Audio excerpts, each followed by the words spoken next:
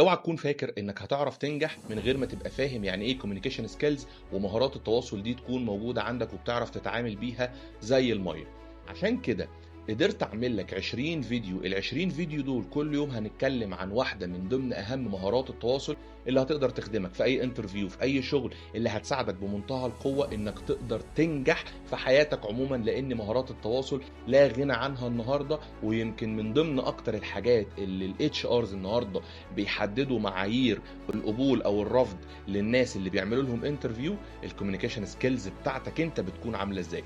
عشان كده اول فيديو النهارده هنتكلم فيه وهو بعنوان لغة الجسد بتفضحك. عشان كده حضرتك لو فاكر نفسك ذكي، احب اقول لك حاجة مهمة جدا، ان جسمك بيبيع اسرارك وانت مش واخد بالك.